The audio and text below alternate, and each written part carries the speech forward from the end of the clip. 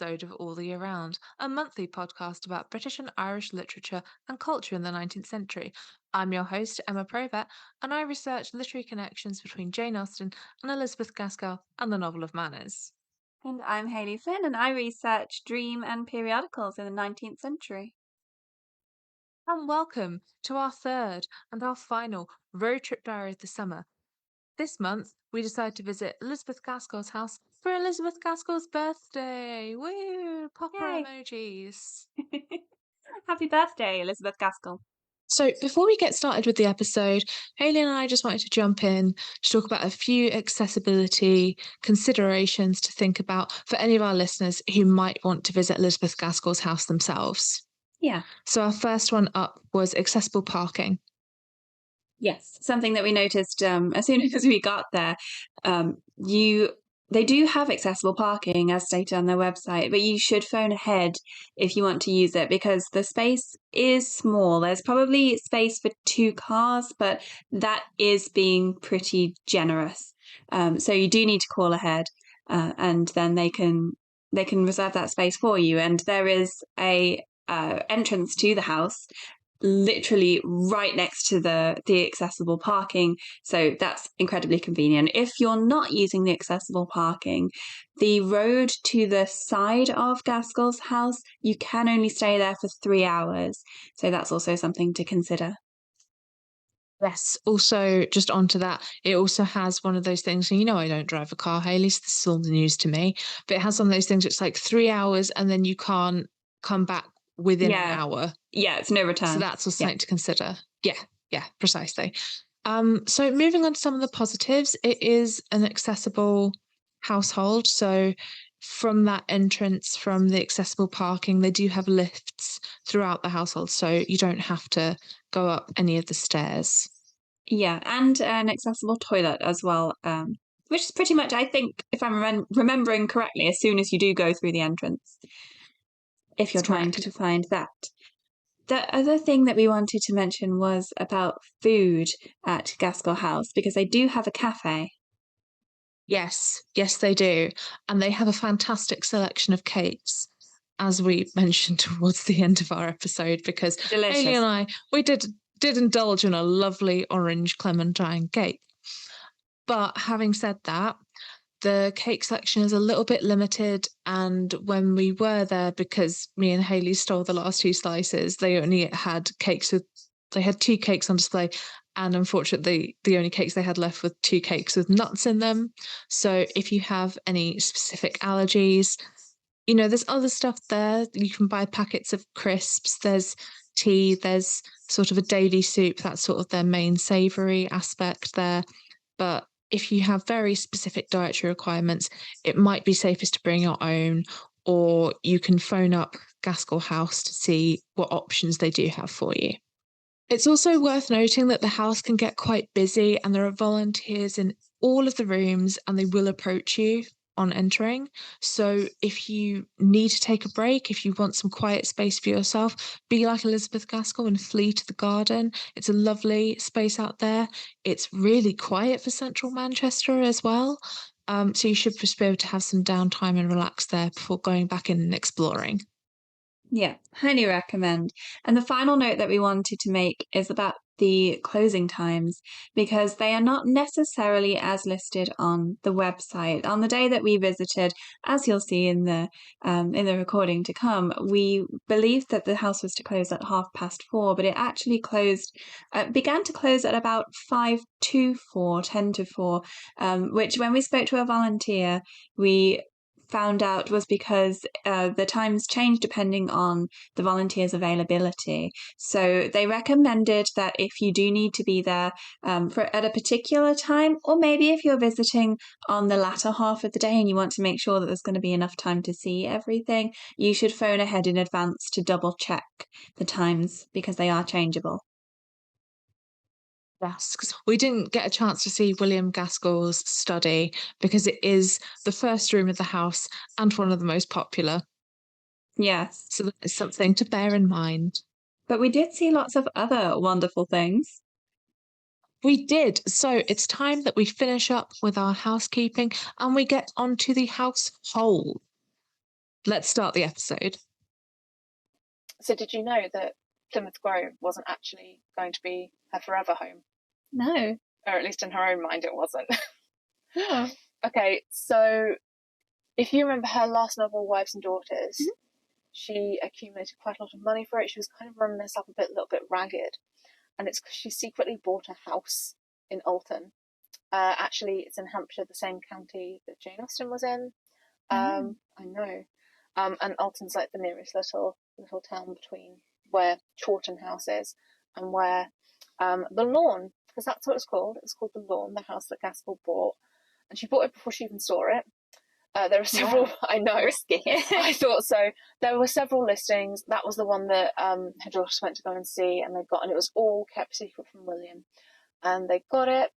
And so, on top of the actual initial purchase, the plan was essentially she was going to purchase it. She was going to refurnish it because they all looked at it. And Gaskell and her daughters literally called the furniture and they're hideous. They were like, we can't do this. She was like, I need an extra £500 to refit this because I hate it. And that's where she kind of thought that she would end her life. The plan that she had initially was to rent it out for 3 years, kind of reap some money back from it, and then tempt William to basically move down south with her.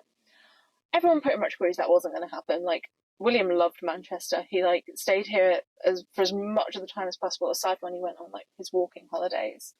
So it just wasn't going to happen. It was a bit of a pipe dream. Ironically, though, it is where Gaskell dies. Oh. Yeah. I thought she died in Manchester. So Nope. No. Yeah. It's Okay. How did that come about? So they're actually all at the Lawn. I think it's one of those times where the person that she wants to rent it to wants to give much less than Gaskell had hoped that they would rent it for. So she sat around with her daughters and actually believe one of her sister's husbands. She wanted sort of a male opinion, but obviously doesn't want to tell William yet. She hasn't even told him that she has a house. She literally packs him off to London for, I think, a weekend so that she can go away without him realising. And she sat there. I think that they'd come back from church. I think there's some tea things out and they're chatting.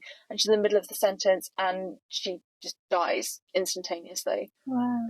Yeah, the children, they tried to get brandy. They tried various flannels. But once the doctor's there, they're just like, yeah, no, she died instantaneously. There was literally nothing you could have done. Wow. Bit harsh because we don't have like text or phones, and they were in a tiny house in Alton. And that must have been so horrible. Yeah, for the kids as well. Like, and then they had to sort of get a hold of William, and they telegram him eventually, so he knows that something's wrong.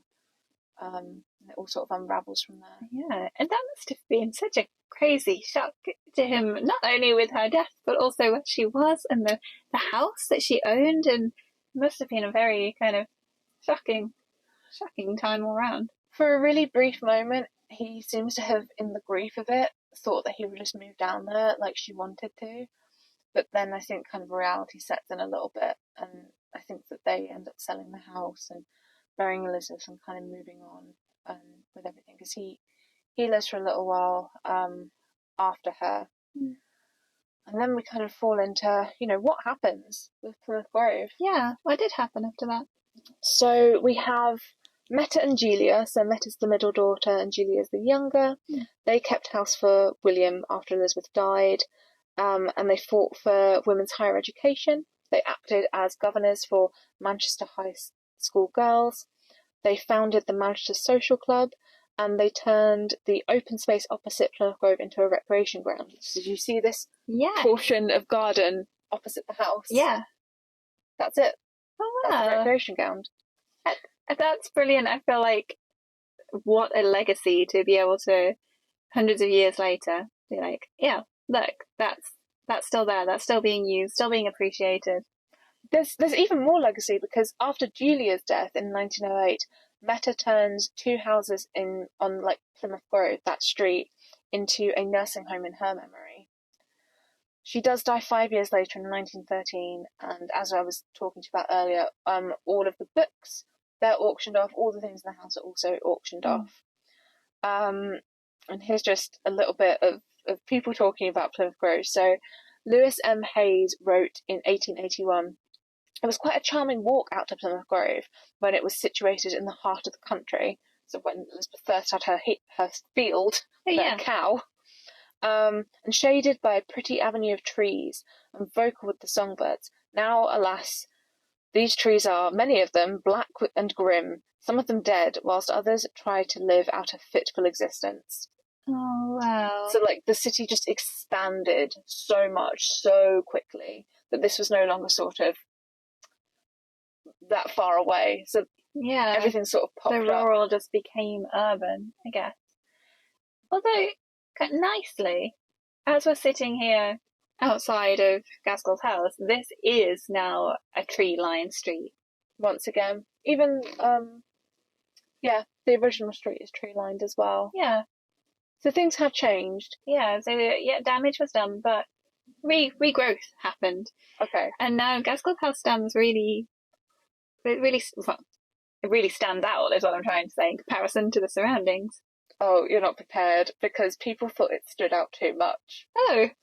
Okay, so after the Gaskell's death, there was the suggestion of turning the house into a museum. And the local authority, the Manchester Guardian, quoting them, stated, "The house belonged to one of the ugliest periods of architecture and was of no value beyond its association with the Gaskell family." What? Harsh! That's so unfair. It is not an ugly building. It's not. It's rude. And, like, there used to be a lot of houses along this road that looked like that. But this is just the one that managed to be standing. So actually, Gaskell and Gaskell's fame and legacy saved that piece of architecture on this street. Well, it gets saved because when they auction off the house was purchased by Charles William Harper, a manufacturing chemist, where he and his wife and children lived. Oh. The eldest Harper daughter went on to become an actress, and their middle daughter became a professional harpist, the first female member of the Halle Orchestra. And Halle had also been friends with the Gaskell and already visited Plymouth Grove, so... Oh, that's brilliant. Gaskell connections, so you were right, Gaskell connections are definitely involved in it. So the morning room, which was used by the Gaskell's children, was used by the Harpers as a music room. Right, makes sense. So when the Harper line dies out, the University of Manchester purchased the building in 1969 and converted it into accommodation for international students. Oh, Have I not told you this before? What a place to be able to stay. I know, because I honestly think about this all the time. You're not prepared. You're not prepared. So obviously they sort of had their bedrooms and their bathrooms and showers all there. But apparently I'd heard from doing a little bit of digging, the tea room and the basement where, the servants' hall. Yeah. That apparently used to be used as a little club room. Oh. Clubbing and Gaskell House. Wow. Yeah, and also, brace yourself for this one, they painted the building that baby pink from, like, the 1970s. Oh, wow. Yeah. Okay, that would have looked quite different. Looks unique, is what I'm going to say. Yeah. And apparently some locals still refer to it as the Pink House. Oh. It is now, for those who can't see, like a nice kind of Stone coloured. Yeah. Because that's what's written in a lot of her letters, and they try to restore it as much as possible. Yeah.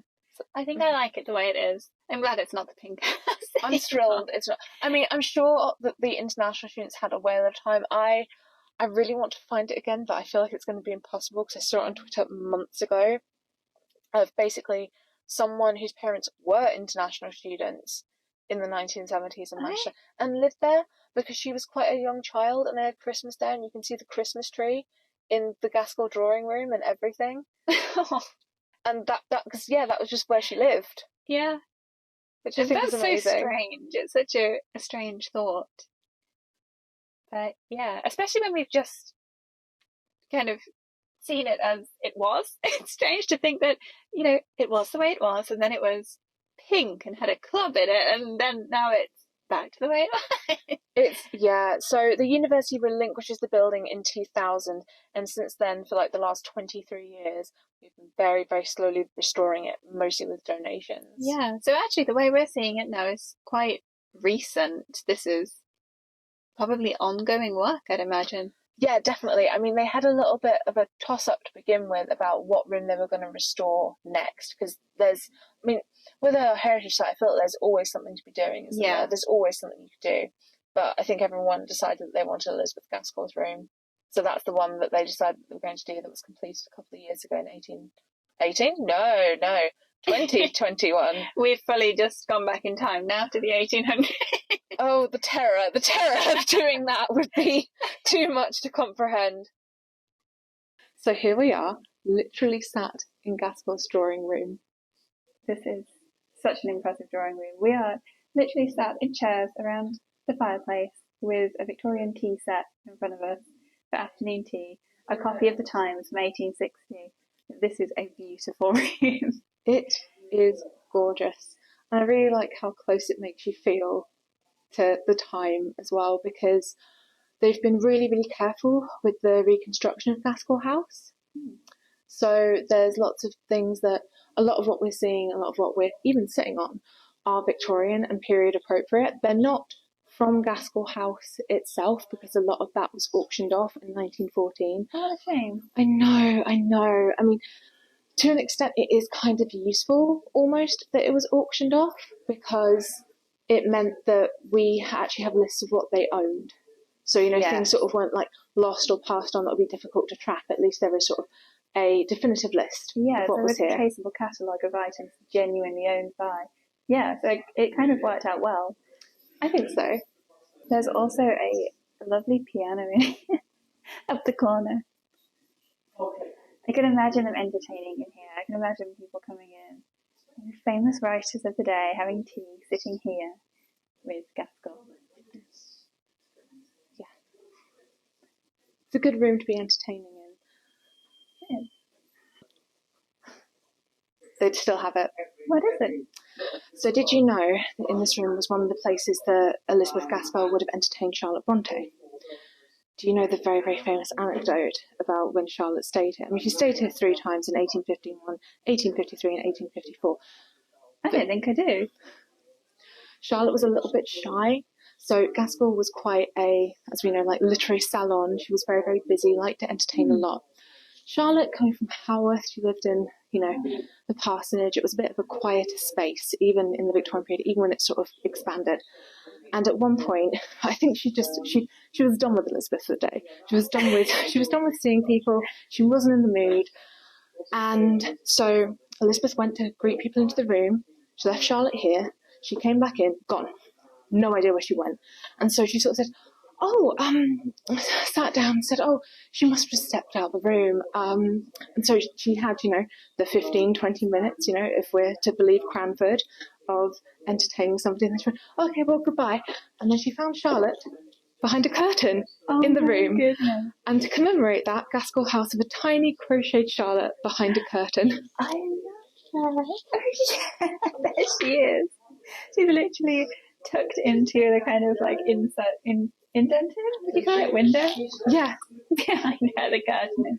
That's brilliant. I feel Charlotte Bronte's pain with that, having to entertain too many people in one day is not.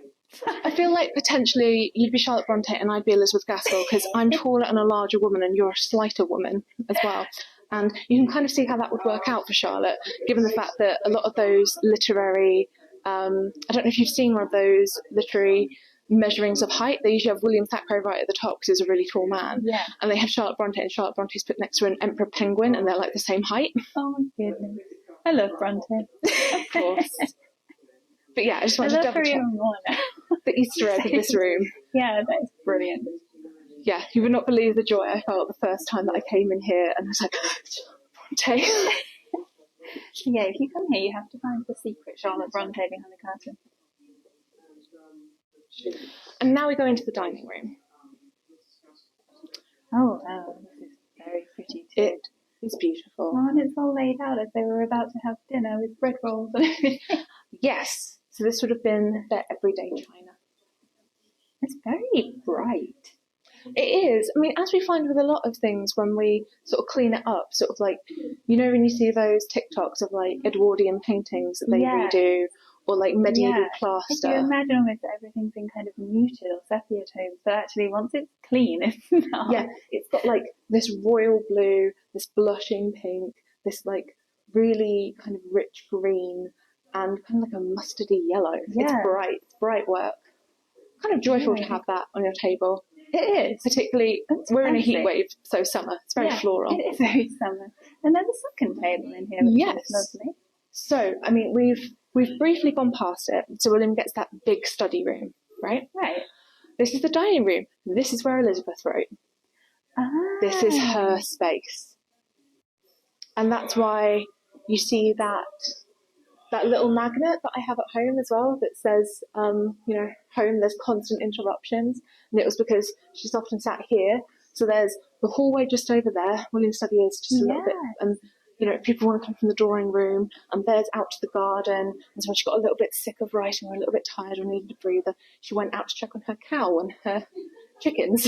That sounds very nice. I mean, she was literally then writing just in the middle of the domestic sphere. It wasn't like lock myself away in an office and try to ignore the world while I write. It was just, I'm sitting in the middle of the dining room with a nice view of the garden. So I know, it must have been very different to Chawton House, because Chawton House, it has this tiny, tiny little table, and I remember seeing it as a child when I first went to visit Austen's house, and I thought, how did you write on this tiny table? This is a big table. This has 3 big windows surrounding it. Yeah, good light as well. Amazing light. Even in winter, I can imagine. Apparently you can have your wedding at Elizabeth Gaskell's house. That's an interesting feature. So, speaking of weddings, I have a tiny little clip from a Gaskell letter talking about her own marriage.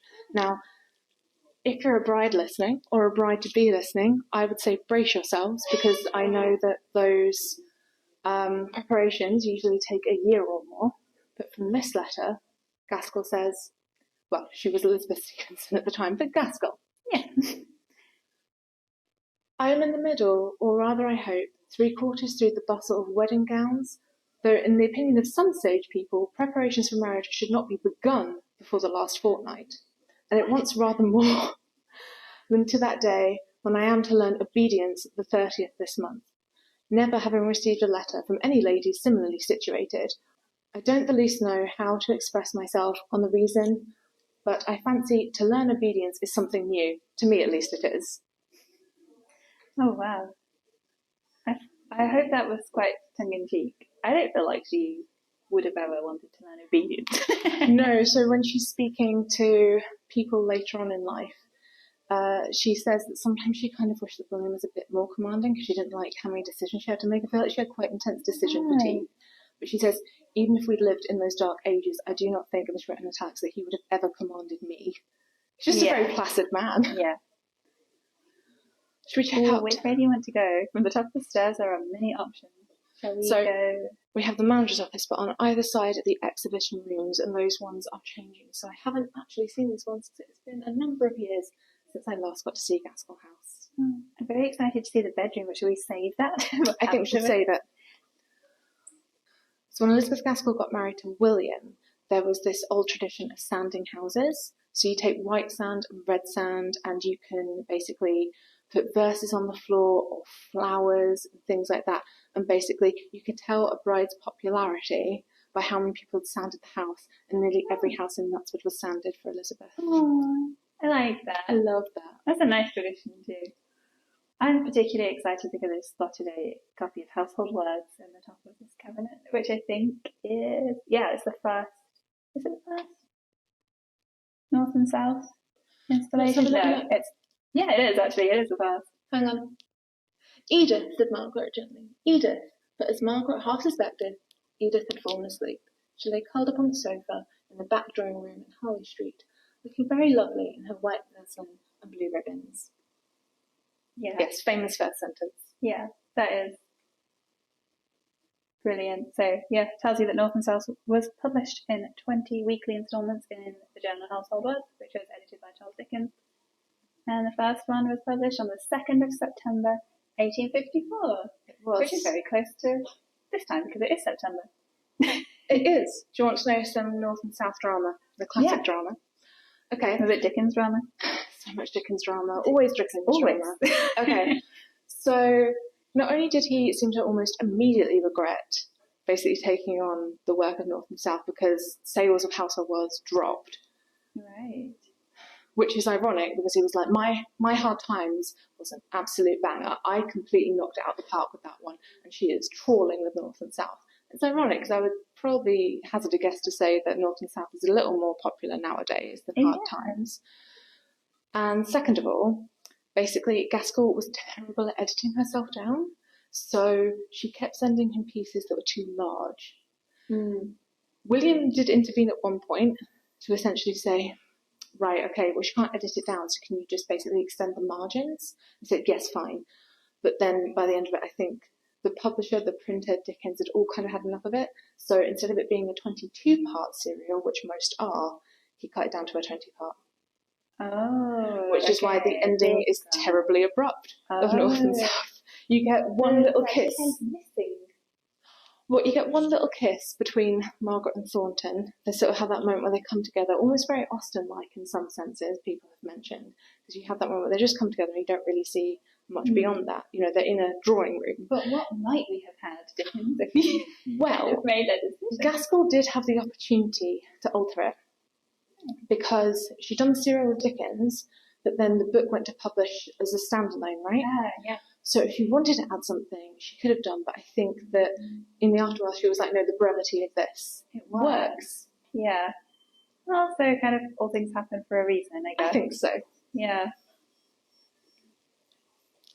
So what I like about this house is there's not really, like, all the doors seem to open onto one another. There's not that many corridors. It's all quite a flowing design. Yeah, that's very true. Yeah, apparently it was built in 1839 by quite an eccentric bachelor. That's why there's not really, like, very many blocked off private spaces. I think that's why it flows a bit more. Oh, okay. Yeah, because it does. It does feel quite open, really, for such an old house. So at this point, we visited the bedroom, which was the most recently completed part of the house in May 2021, I think it was, Emma. Yeah, that's right. So I hadn't seen this actually. This was a new addition for me because I haven't visited there since I think it was about 2018. So that's been in the makings for a while. And they had I think, quite a big unveiling for it because they had spent so much time and so much money on it. So we had a little bit of a look around and they basically tried to put together the room as much as possible from the 1814 auction catalogue that I mentioned earlier when we were in the drawing room, so they could figure out just through like a series of elimination what might have been in that space. So I think they sourced quite widely to see what they'd be able to pick up because, as we mentioned earlier, they do tend to like things that are from the Victorian period. And before, apparently, as well, because whilst we were there, we noticed that it had that gorgeous four-poster bed. Yeah. Definitely the thing that dominates the whole room, which actually isn't that large of a room, really. No, so Elizabeth kept her biggest room, which is now the Bronte room, the largest room for her guests. So I actually quite like it. I think it's quite a small, cozy room. Yeah. And I think I know I always say this. I say this I'm a menace. I should never be taken to a stately home because every single time, all I do is mention about the cost of heating. You And I did just mention that a couple of times. I did. We cut all the times I mentioned it thus far. But all I'm saying is it's a small, cute little bedroom with a nice little four-poster bed. And I think that even in the modern age, it would be quite economical to heat in comparison to some of the larger rooms. So that four-poster bed has been attributed to master makers Gillows of Lancaster and was thought to be built around 1785. And apparently, according to the trust, it is meant to reflect the fact that some of Elizabeth's furniture may have been second-hand or family heirlooms from her relations in Knutsford. Yeah. So I think the piece in that room that was probably my favourite. Although the bed is very impressive, and obviously being that old is immediately very impressive that they managed to find that. But I think my favourite was actually the wardrobe, which they had just packed full of genuine Victorian things. So on the one hand, you had the actual silk dresses, which you could touch. You can just open up the wardrobe and kind of like bring those out. And on the other side, which are in glass cases, understandably, there's like a row of glass cases which all have smaller items from the correct period, like lace and shoes, and as you particularly noticed, Emma, the Indian shawls.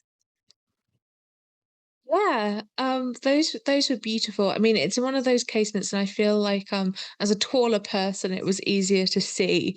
Because what we will say is that while the dining room was awash with light, this room in the middle of the day during a heat wave in early September was a little bit dark. And I suppose actually, from a conservation standpoint, that was probably very good for the materials Yes, that were in those glass cases. that is But true. yes, the Indian shawls were gorgeous and definitely reminded us of the opening to North and South when Margaret is stood basically being used like a dresser's doll as they kind of drape all of these gorgeous Indian shawls over her because it's part of Edith's dowry. And they're like, oh, won't Edith look great in this? And they're like, oh, this works so well on Margaret because Margaret's wearing all black. So she's like a blank canvas. And I was like, gosh, all right then. I was like, I think Margaret looks lovely, but fine. The wardrobe is a huge, tall wardrobe. And so if you're watching this on the YouTube channel and you can see the images that we took while we were there, then some of the images that you're looking at had to be taken by Emma because I was, in fact, too short to see what I was taking for the top shelf. Team operation, friends. Yes. Speaking of the fabrics in the room, the carpet was another quite impressive find, wasn't it? Yeah, the carpet is incredibly vivid. It's got really strong blues and really deep reds. And it is, I would say, quite overpowering in a room the size of Elizabeth's bedroom. It's quite small. But it is one of the things that the conservationists picked out specially. So it was known that Elizabeth preferred to have the house with fitted carpets rather than unfitted carpets and rugs. And the team were able to find one of the last pieces of Yorkshire-made Brussels looped carpet, which had been specifically hand-stitched in panels, just like it would have been in 1860. Yeah, I mean, that is a really incredible find. I can imagine that was very exciting when they managed to get hold of that. As somebody who reveres the heritage world but also has no discernible skill, I cannot imagine the pressure of having to even hand stitch those panels and just be like, gosh, I hope that this works with all the people who are going to stand on this carpet. Oh, no. That is true. I mean, one of the things, I don't think we've mentioned this actually elsewhere in the episode, but one of the things that's kind of notable about Gaskell's house is that you can really just touch nearly everything. You walk around on that carpet and you can touch the bed, and there's kind of like night clothes strewn over the bed that you can just like pick up and look at, and it is quite a tactile experience. The only things that, like, obviously you can't touch are the things that are in glass cases, like the things that we saw in the wardrobe. That, and I think 2 chairs in the drawing room, but aside from that, you can touch literally everything. Although we never did discover why you can't sit on just those 2 chairs in the drawing they room. didn't even look particularly impressive or different or old. No. I just imagine. Oh, I've just had an aside of a thought. Go on. What if the volunteers just say that because it's their chairs?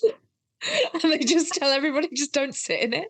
And people go, oh my God, it must be so expensive or old or important. And it's like, no, it's just my chair, stay out of it. That's quite possible. Okay, we'll have to solve the mystery of why you can't sit in that chair on the next visit. Oh my gosh. Yeah, it's a shame that we couldn't record our initial reaction to the bedroom, but unfortunately it was just a bit too noisy in there. So the recording that we did get was too broken up. So yeah, it's a small room, and because it's so new, lots of people wanted to come and see it. So it just, and it's you're sort of in a corridor as well. As soon yeah, as you get out of it, so there's not really a place it is. It's to one of be. one of the more kind of enclosed spaces, I think it feels like, within the house, which is, as we said before, it's generally quite open. Very homey. Yeah. And after which, after we'd finished looking around in the bedroom, we got to go and explore outside. We did. The outside's my favourite. It was. It was really outside. lovely. Even though we did get rained on for a portion of our recording. But it's okay, listeners, our equipment is sturdy. Yes. I was not, though. I was very soggy. Yeah, so we will now take you through Elizabeth Gaskell's garden. So we've just come out of Gaskell's house, slightly abruptly because we thought that it would close at 4:30, but actually it started closing at 4 o'clock, which is apparently, we were speaking to one of the volunteers, and it depends on the day of who's volunteering at the time. Today there would only have been one volunteer left after 4 o'clock, and so all of the rooms have closed. But we're going to have a nice walk around the gardens now. Yes. Which are really lovely. Yes, they're all in bloom now, and there's even a little QR code kind of trail that you can take to explore Gaskell's garden. So it's actually very much improved since I was last here in 2018, because they didn't have the funding to do this yet. So this is very neat. And of course it was Christmas, so nothing was alive anyway. Oh, that's lovely. Underneath a tree there is a Charlotte Bronte quote, "A whispering of leaves and a perfume of flowers." Which is what she said when she said that she visited here, and she was in the drawing room and she was saying how warm it was, and she was like, it's so warm, they've thrown open all the windows. And yeah, Gaskell was very into her garden. So it was kind of half garden, half farm. So I was looking into what exactly Gaskell was doing with her farmland. So in March of 1851, she wrote to Marianne, "We've got peas, artichokes, cabbages, mignonette, down, pinks, carnations, campions, Canterbury bells. We're giving up on the beans as they did not answer. We have sown mustard, cress, radishes, lettuces, and cauliflowers." Wow, that was quite a selection of vegetables. She had animals too, didn't she? She did. So she actually describes her cow as a pet. She kind of loves her cow. Aww. I think it's really sweet. And so that she had the garden, and then she also had the adjoining field off to the right of the house. And there was room for the cow. She also got eggs from her chickens. They made their own butter. There was a little outhouse that they converted into a dairy, which was still standing in 1910, complete with the milking stalls. Oh, wow. But that's gone now, I assume. Yeah, I think it's what that block of flats now is. Oh, that's sad. But yeah, that's pretty amazing. She obviously liked the outdoors, Gaskell. She did. And of course, here's the famous quote, "One may get out without a bonnet by the back stairs." So remember we were in the dining room and there were 3 doors. Yeah. One of them from the drawing room, one of them into the hallway, and the one on the left was this door. Ah. So she could just pop straight out down the stairs, be in the garden. That's perfect. Yes. I love that. To be a farm lady, not in Marie Antoinette style, because she liked having a little farm, but I think she also liked dressing up with her bonnet and dress in farm clothes. But Elizabeth, just straight out the door, no bonnet, just hands straight in the earth, or I guess to chat to her cow. I wonder what she said to her cow, because I feel like if she sees the cow as a pet and she literally says, quote, "It's such a pet," Yeah, I think she'd have talked to the cow. I do. that would be a very interesting historic conversation to listen to. I think so too. There are actually, I've turned around and there are beans. Okay, so they do answer. In 2023, beans do answer. Yes, they do, eventually. I feel like Gaskell would have been pleased with that. I think so too. Yeah, so there is actually a vegetable patch. I can definitely imagine her coming out of that back door and just kind of, sick of the writing process, as you do, just getting a bit frustrated with it. And coming out here to just mess in the garden, pick some vegetables. There are apples growing over the fence as well. Yes. So we've got a full range. I haven't seen her write of any, but to be fair, she writes about it fairly regularly with seasonal plants. It's been a while. It's one of those things that I've never looked for. Never done botanical Gaskell before. If anybody has done botanical Gaskell, let us know. This is a beautiful archway. We found it. We found one of them. What is it? Here we are. So in this little, what would you call it, like a little arbour? Yeah. Yeah, so snaking up the sides of it are roses and clematis. Yeah. Now, if you remember, clematis is what George Eliot called herself when she signed off her name in our Language of Flowers episode. And I thought that was a nice little connection. Yeah. I wonder whether she ever kind of looked out at the clematis out here and thought, yeah, clematis. When her mother died, her father essentially didn't entirely know what to do with her and did what many men of the period would have done, which is he sent her to female relatives. So that's when he sent her to Knutsford. I see. And when she moves to Knutsford, she's actually going to be the child of her aunt. Unfortunately, her aunt is disabled. Oh. She made all these plans of, she made sure Elizabeth's crib would have fit in her room. She says to her mum, I really, really want to adopt Elizabeth. I really, really want this child. So like I said, she makes sure that the crib fits in her room. She says, I'm going to sew her clothes. It's like, I've thought this through. Unfortunately, she does look after Elizabeth, but she dies within a year. So then, oh no. Yeah. So then Aunt Lum takes care of her after that. Oh, that's so sad. It is really sad. So like Elizabeth sort of like lost her mother, and then she lost her adoptive mother, and then Hannah Lum kind of steps up to the plate.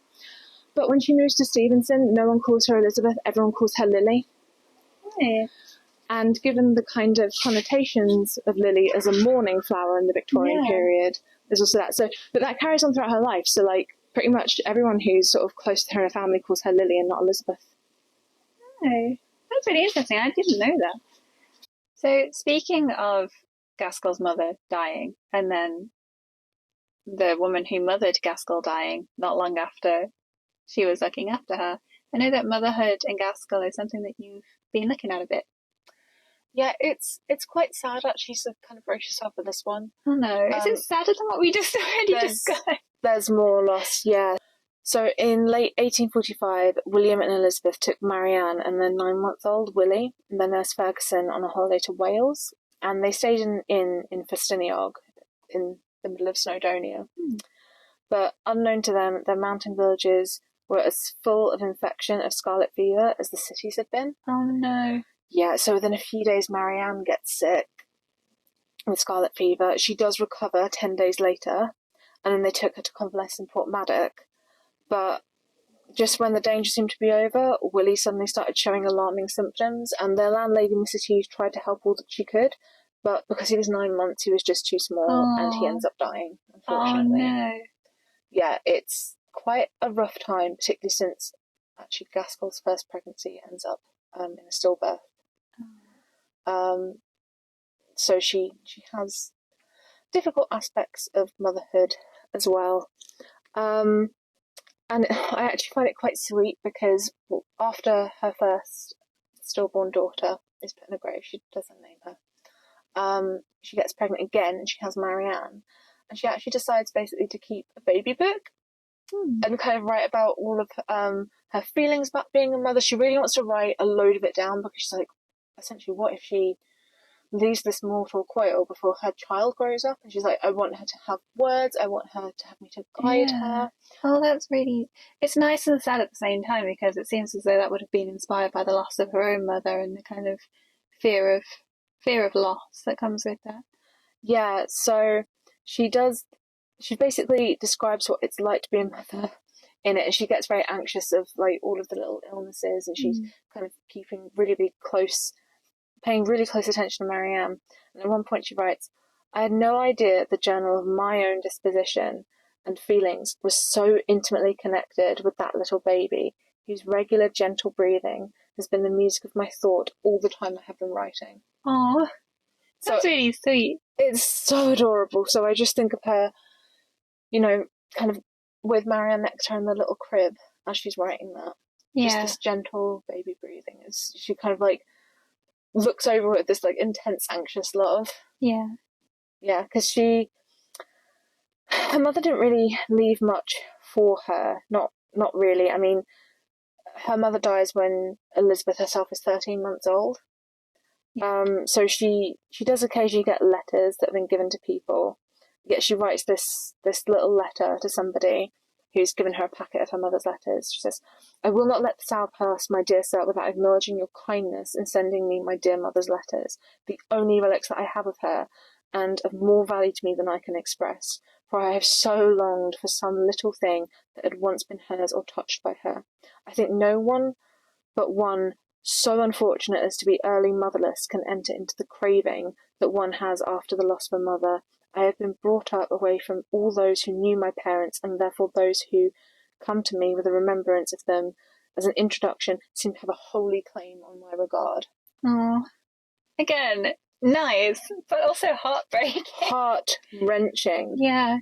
And I feel like this is a very vague connection, but when we were in the house and we were looking at the space where she wrote, which was very much in the centre of the domestic space, and I feel like that kind of physically sums up almost kind of, I don't know, Gaskell's approach sort of explains almost her tone with so much tragedy and heartbreak. And I think I told you before, the first introduction I had to Elizabeth Gaskell was Mary Barton, which I read with no warning. And if the listeners haven't ever read Mary Barton, it is dark from the very beginning. It is relentlessly dark. Yeah, so just heartbreaking. Maybe don't read it when you're not in the best state of mind. It's a beautiful piece of literature. It's a really moving piece of literature, but it is something that it takes a lot of different turns.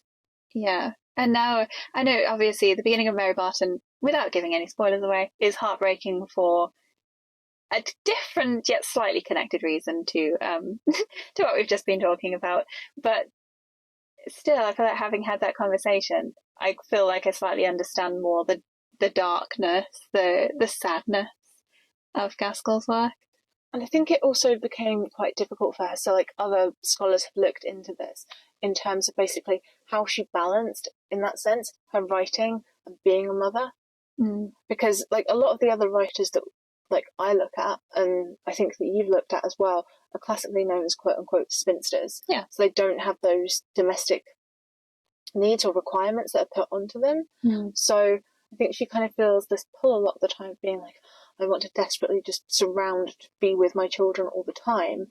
And so she's written a few things on like balancing between artistry and motherhood. Yeah, she writes about it a lot. She gives advice. She writes in her letters. So she wrote to somebody, "The exercise of a talent or power is always a pleasure, but one should weigh well whether this pleasure may not be obtained by the sacrifice of some duty. When I had little children, I do not think that I could have written stories, because I should have become so absorbed in my fictitious people to attend my real ones." I mean, she says that in advice as someone basically saying, "Oh, how is being a mother and writing?" And Elizabeth does come back with that, but she was still writing when her children were really small. Yeah, but also how interesting that she's there kind of conflating her children, as in literally the children that she's given birth to, with the characters that she wrote, almost as though they are her children. Like, I can't balance those children and these children, these inventions and these creations. It's interesting that the world becomes so real for her. I guess that's, as you were saying earlier, why she might be so seated in the domestic, because she's so in her head, but then she's got the garden out one side, William down one corridor, and the drawing room. She's kind of almost forced to be in the world because she doesn't have that private writing space that William has. There's another quote that I personally find quite touching when I think about, that, and I always misquote this, but I hope everyone will know the one that I mean, where in Jane Eyre, where Jane is kind of like looking out to the horizon, she knows she's bound by the horizon. Yeah. So there's this quote from Elizabeth Gaskell that says, "I feel a stirring instinct and I long to be off in the deep grassy solitudes of the country, just like birds waken at the change of the season, and tends its way to some well-known but till then forgotten land. But as I happen to be a woman instead of a bird, as I have ties at home and duties to perform, as moreover I have no wings like a dove to fly away, why I must stay at home and content myself with recalling the happy scenes which your books bring up before me." That's a lovely quote. I really like that. I kind of like need for escape.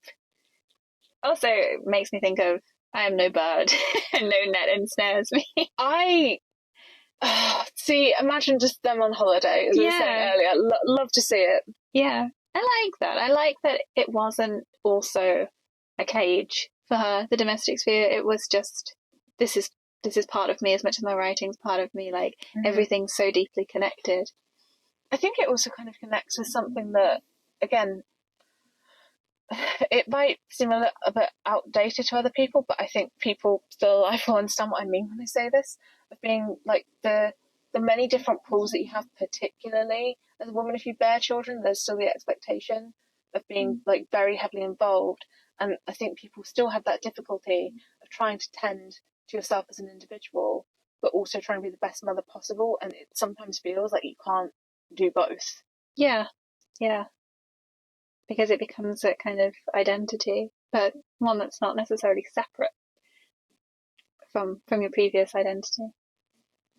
Yeah, it's definitely interesting from Gaskell's perspective. We thought it would be nice to finish off this episode with some fun facts that we didn't get to include in the course of the day. So, Emma, what's our first fun fact about Elizabeth Gaskell? Hi, Haley. How much do you know about phrenology? Enough to know that it's weird. It's real weird. It's basically, as I understand it, now you're more the scientist amongst us, but it's like the various lumps and bumps and dips on your head are meant to denote certain personality traits. Yeah. Right? Yes, exactly. Okay. So, fun fact, ahead of her time, Elizabeth did not take this seriously at all. In 1831, Elizabeth wrote, "I have been studying phrenology during my retirement and intend to illuminate the world in character of lectures soon, so I am completely convinced of it, more especially as I have the reasoning faculty so very strongly developed, and you know what a reasonable person I am." Yeah, that was sassy. Love it. She is a sassy lady. It's one of those ones where, well, I think about this for pretty much all women ever. I think, wow, what sassy things were you saying that I will never get to read because somebody burnt your letters? Yes. Oh, a sad thought. Yes. I know. Although one of the reasons why we know so many sassy things about Gaskell is because even though she left strict instructions, when she sent some letters, she's like, burn this as soon as you read it. Some people just didn't. And that's why we know some of the sassy gossip. Okay, now we're on for my own sassy gossip. Oh. So, North and South. Can't remember you know the general plot of North and South. Generally, yeah, but do you want to remind everybody? Okay. Southern Lady Margaret is moved over to Milton North when her father decides that he can no longer basically work within his religion. He has religious doubts. Very long story short, because we're not even talking about a sexy capitalist. We're actually talking about Henry Lennox, who is the kind of very sassy, but like very cold and calculating lawyer. He does propose to her shortly before she leaves, and she's like, "Oh, no, stop talking. Stop all that." Anyway, so I think that potentially her own cousin Henry might have been inspiration for that particular character. Oh, So I know. So we went through that whole section in motherhood, speaking about how kind of tumultuous her life was, and she was kind of bandied between several relations during her early years. yeah. Yeah. Um, so it was arranged at one point when she was kind of getting into those sort of finishing school years that she would visit relations, which was sort of the custom of her class for like weeks or months at a time. And she visited her cousin Henry, who was established at 25 Brook Street. He was earning £5,000 a year and being firmly attached to the highest social circles. He did eventually attend 6 prime ministers as well as the royal family. Wow. Elizabeth does not seem to have got into the like elevated sphere, but I kind of do think that it would be Henry Lennox's ambitions as a lawyer to kind of ingratiate himself with those kinds of people. Yeah. So I can kind of see that link there. Potentially, Yeah. potentially. Don't know whether I'm causing family drama in the Gaskell household right now. No, but it's definitely a similarity that's intriguing. I think so. Okay. Now we're moving on to, so you know how I've never once touched on Ruth because it just does not connect to any of the research that I've been doing for 5 years? Yeah. It's for some reason the thing I have the most to say about. I have 2 fun facts about Ruth. So, if you didn't know, Hayley, this story deals with a woman who is she's young, she's naive, she ends up being in a romantic sexual relationship with a man who obviously does know what he's doing, and she ends up falling pregnant. He abandons her shortly beforehand, and it was her second book, and it kind of caused a bit of a riot. I can It was imagine. kind of an unfortunate time for a minister's wife. You know how it is. So there were people in like her husband's congregation who said that, were really disapproving. They said so to her face and to William's face. Some people wrote letters. Some people basically said that they wouldn't allow their female relatives to read it. Some people burnt it. Wow. I know. But even Elizabeth said at one point that she wouldn't just allow any child to have free reign that particular book. She said that when the time was right, she would sit her daughters down and they would go through it together so she could explain, I suppose, the pitfalls of what it's like to be an unprotected woman in the period that she was writing in. But I find this really fascinating because when you actually look at the list of requests for the book at Portico Library, the list of requests was so long that a second copy had to be ordered. Yeah. So some people might have been burning it, some people, but I mean, that is, is it Oscar Wilde or isn't it? I can never remember. It's, oh my God. It's not no news is good news. It's like, all publicity is good publicity. Oh, yeah. Yeah. Yeah. Yeah. So I don't know if people wanted to read the book just to be shocked or whether they were like, what's all this? Yeah. And I mean, doesn't that happen throughout history, really? Something will come out that everyone's like, oh, that's scandalous, that's shocking. And then because of that, almost, it increases in popularity because people they want to see it. They want to see the scandal, want to see what that's all about. Hayley, you are giving me absolute flashbacks to my A-level class, where at one point we were watching a BBC report from the late 20th century, where people were stood in line outside bookshops trying to get copies of Lady Chatterley's Lovers. And so they go up to people and be like, why are you in line for this book? And a lot of people go, I'm here for a friend. No. Yeah. Lady Chatterley's Lover was actually what immediately popped into my head when I was saying that.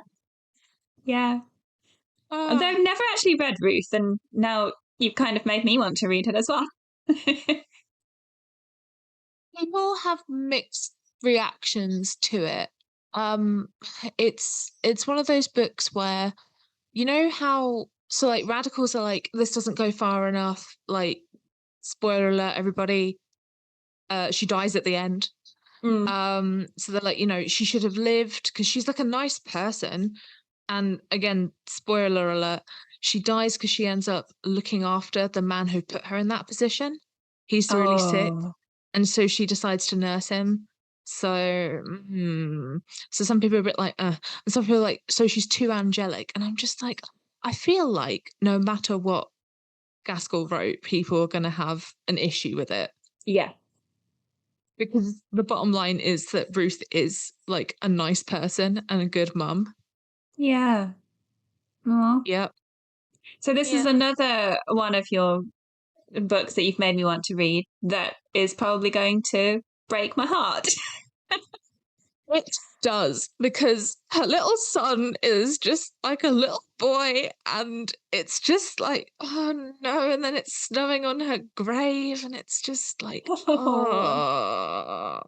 Ah. Anyway, so here was like another fun quote that I pulled out in regards to Ruth.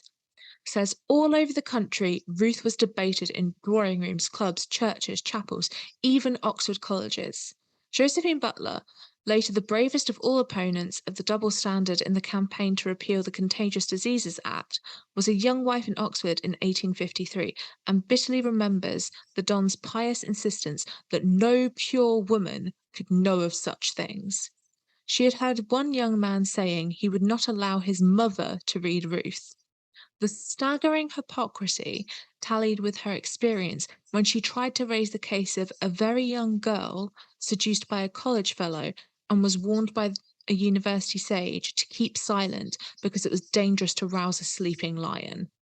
Oh. Ridiculous. Hypocrisy. Gross. Yes. Yes. Wow. It is kind of, I don't know, there's almost an irony in the fact that in writing these books that were, well, specifically that book, which is dealing with, isn't it just incredibly unfair to just be silenced and forgotten and pushed aside and have to deal with all of this on your own? That then the book was kind of silenced and pushed aside, or at least people attempted to do that to it,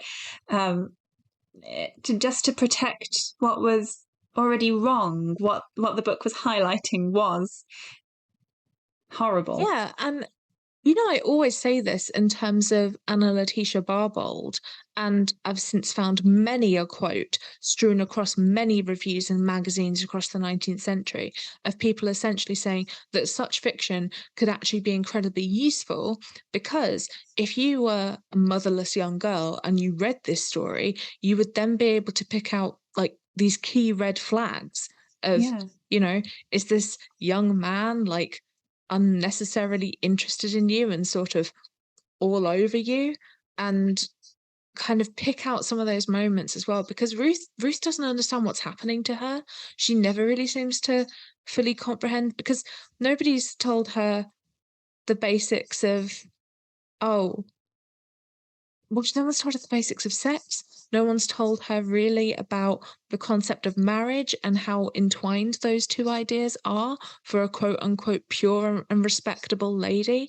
So she just doesn't even understand that what she's doing by societal standards is like quote unquote wrong.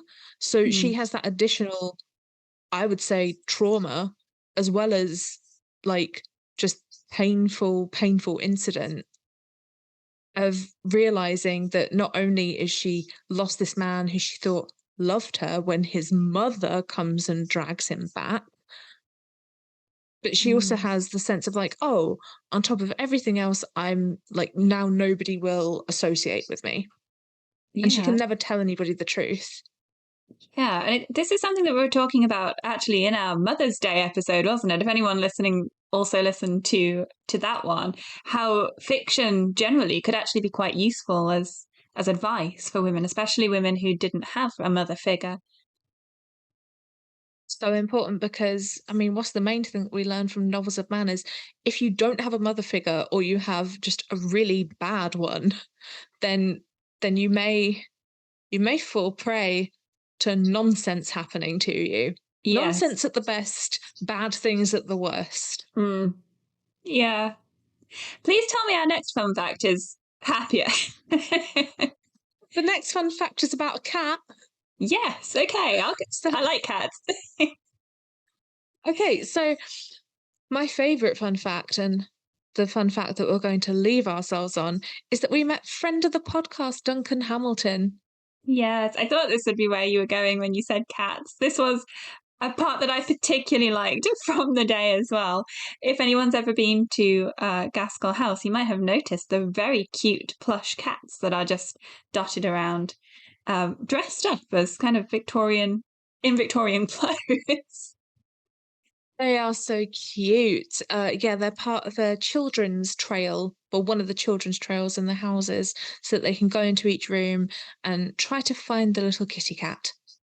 And we asked Duncan about it because, not being children, we were unaware of this scheme. And he did tell us that it is in reference to when Elizabeth herself was gifted a cat from Paris. Yeah. So one very enthusiastic reader of Cranford sent her a cat from Paris, calling the cat itself Cranford. It's a very good name for a cat. It is. And I'm now going to tell you a very gross story. Oh, no. I know, I'm sorry. But what I need you to remember as I tell you this story is that it's actually not my fault because Elizabeth actually wrote it. So it's Elizabeth's fault if it's anybody's. Okay. So a cat does feature very prominently in Cranford because everybody at Cranford, there's this idea that they're of this kind of like aristocratic poor where no one ever really mentions that everybody's stuff is sort of like old and scuffed and sort of in a bad way, but everyone sort of, holds himself high in their wares.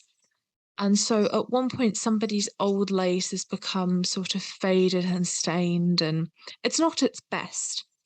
So they used a method that would brighten up the lace, it would get the stains out, it would look good as new. So they delicately put the lace into a bowl of milk. And the cat saw the bowl of milk and drank it. But it was so enthusiastic in drinking it that this delicate piece of lace went down the cat's mouth and into its stomach. Somebody does note this in time, so they grab the end of the lace and just sort of tug it out the cat's mouth. Oh, no. Let me tell you, I hate that. I hate that entire story. That's the worst. Disgusting. I'm glad the cat was Everyone okay, thinks though. it's really funny. It's meant to be a comic moment, but every time I read it, I'm like, oh no. Gross. Yeah. No. Yeah. Particularly since the cat must just be confused. Poor little cat. But as I understand it, the cat was fine, the lace was fine in this fictional story. So everything's fine. Good. Happy ending. Okay, I do have an additional little section that I thought I would pop here of favourite quotes I found, because I love some of them. I'd love to hear them. Okie dokie, let's do it. So, in a letter that she wrote to one of her fellow ministers' wives who had heard her talking about a novel that wasn't deemed appropriate, Gaskell wrote, "So there I am, in a scrape. Well, it can't be helped. I am myself and nobody else, and I can't be bound by another's rules." That's a good one. I love it. I want to put that up somewhere. Me too. I like it. Might put it in my commonplace book. Next one. By February of 1865, Elizabeth realised that Wives and Daughters would stretch to about 870 pages, give or take. And she told basically her publishers that she was finding the story really tricky to tell. And she wrote, "I could make it longer. I have so much to say yet, but I am so tired of spinning my brain when I am feeling so far from strong. However, my brains are nothing as yours. How do you manage?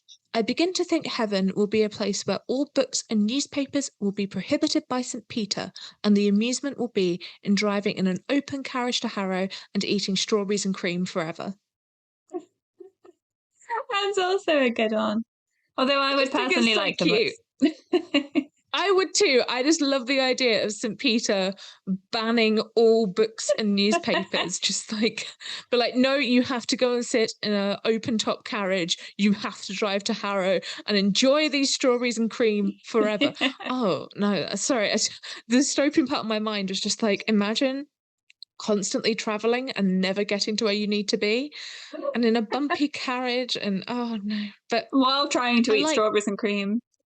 I do like the idea, though. I like the idea of Gaskell being petulant and almost childlike, of just being like, no, I don't want to, no. Yeah. No. And I mean, haven't we all reached that point with something where you're just like, my brain just does not want to anymore? I'm just over this. I'm over this whole thing. I also feel too akin to this, of just being like, I could make it longer. I have so much to say yet, but I'm just tired of spinning my brain. I feel like that right now with all of my own work. So, we're on to our final little one, and this is just a little wee quote that I quite liked. This was on the struggles of finding furniture. So I told you when she was leaving, or when she was leaving but not leaving, because she hadn't told William that she was planning on leaving, but right, when she bought that house and when she had a lodger for it, and do you remember she thought that all the furniture was just hideous? Yeah. So she was trying to find furniture and she kept running into dead ends, and in the end she wrote, spilt milk, spilt fatigue, and disappointment and money. And I just like that. I just like that. I like that it takes the phrase spilt milk further. I'm going to say it to everybody. Spilt milk, spilt fatigue. Love it. Yeah, that's just that moment where I'm just done with this. Over this. Particularly since she's trying to do it in secret and just like randomly sending off all of her daughters to like corners of the South, being like, go and see if this is a good chest of drawers. Yeah. This is just endlessly quotable, Gaskell. I'm glad we have her letters. She is, and yeah, we've got the letters, we've got the further letters. There's a huge amount of them. But it does make me wonder how much more we missed. Yeah. That's the problem, isn't it? Always wondering. Always, yeah. And on that note... At least we have what we have. Yeah, exactly. Which is actually quite a lot when it comes to Gaskell. I know. I like that we still have, like, her pithy witticisms. Yeah, me too. Yeah. And the house, back to the way that it was. Because as you were saying, it just seems odd, but also really nice that it's kind of gone backwards from being the pink house and all that entailed, back into its past life as a recreation of Gaskell's house. Which is very nice to visit. Like as well. Yes. And we highly, highly recommend taking a little walk around the garden. We recommend trying to psychically know when Duncan is volunteering on a given day, to bump into Duncan, have a chat there. And we also recommend going on the first Sunday of every month, where there's also an additional secondhand book sale, which takes up 2 big rooms, and Hayley and I bought books. We did. Yes, definitely highly recommend that part. Oh, yes. The cake was good too. The cake was so good. So yeah, in case you didn't know, Elizabeth Gaskell's house, they do tea for 2 and they do some really good cakes. So that's another reason why you should go. Yes. So we hope that you enjoyed coming with us on a trip to Elizabeth Gaskell's house. Next month, it's going to be Spooky Month, October. And if you join us for that, we will be talking about dreams, which I can't wait to talk about.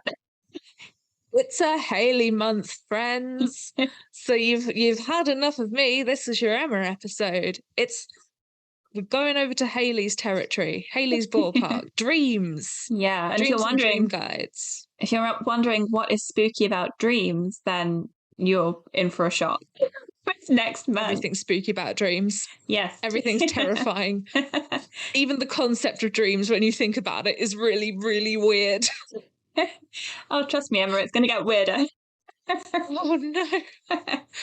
Oh, that reminds me. Should I start logging my dreams? Should I start trying to... Should I have a dream journal in preparation? Possibly. But that will be a surprise for next time. So we hope to see you next month.